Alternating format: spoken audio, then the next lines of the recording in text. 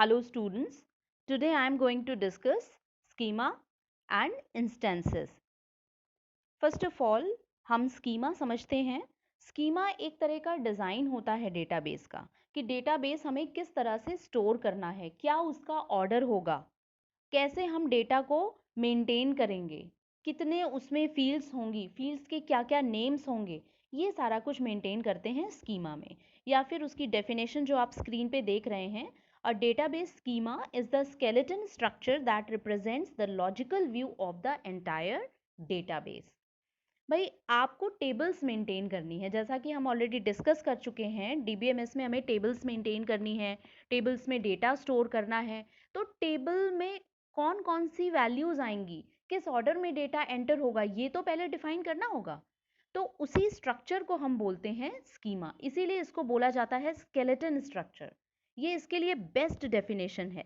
Skeleton, अभी उसमें data store नहीं हुआ है, इसलिए हम उसको बोलते हैं स्केलेटन स्ट्रक्चर.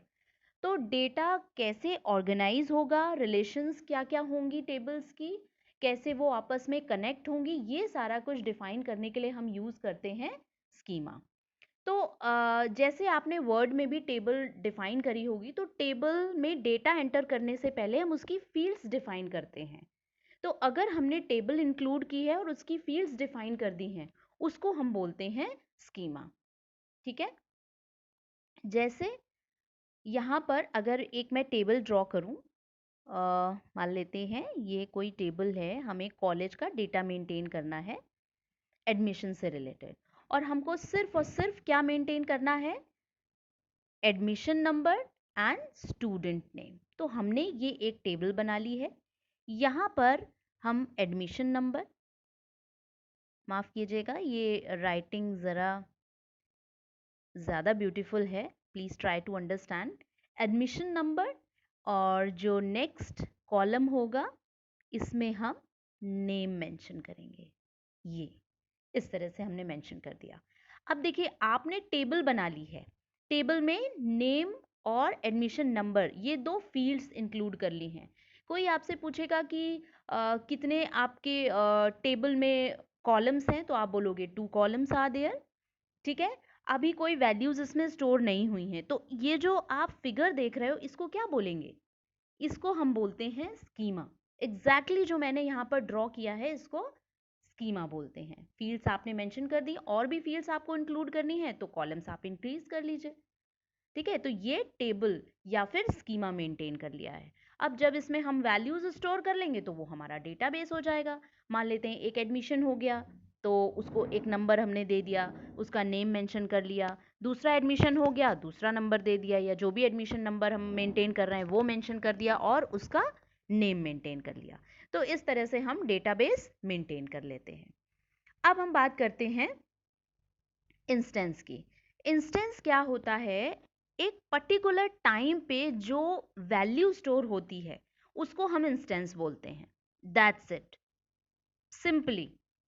ठीक है. डेफिनेशन भी आप देख पा रहे होगे, the collection of information stored in the database at particular moment is called an instance. ठीक है. जैसे अभी हमने जो स्कीमा की बात की है, आपने स्कीमा ड्रॉ किया हुआ है, जैसे ये ड्रॉ किया हुआ है.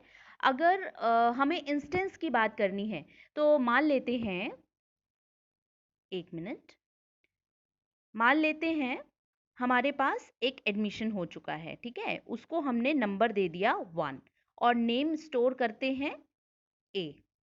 दूसरा एडमिशन भी हो गया है, उसमें हम स्टोर करते हैं 2 और नेम दे देते हैं बी. अब देखिए ये क्या हो गया, स्कीमा तो पहले ही आप ड्रॉ कर चुके थे, उसके बाद आपने वैल्यूज स्टोर की हैं, तो ये एक तरह से इंस्टेंस हो गया. राइट. आपने दो वैल्यूज स्टोर की हैं. तो जैसे कई बारी पूछते हैं, स्टेटस लेते हैं कि भाई कितने एडमिशन्स हो गए, क्या स्टेटस है, क्या इंस्टेंस है. तो इंस्टेंस ये जो आपके सामने है वो है करंट स्टेटस. तो करंट स्टेटस को हम इंस्टेंस बोल रहे हैं. तो ये एक दिन का रिकॉर्ड है. मान लेते हैं अगर कल को भी इंक्लूड करना है कि भाई कल हमारा इंस्टेंस क्या होगा, तो हम अभी नहीं डिसाइड कर सकते कि हमारा इंस्टेंस क्या होगा, सेम होगा या डिफरेंट होगा, है ना, क्योंकि ये तो डिपेंड करता है नेक्स्ट डे पे कि नेक्स्ट डे हमारे यहाँ कितने एडमिशन्स होते हैं. मान लेते हैं नेक्स्ट डे एक भी एडमिशन नहीं हुआ, तो नेक्स्ट डे इंस्टेंस क्या होगा, सेम इंस्टेंस होगा जो आज है।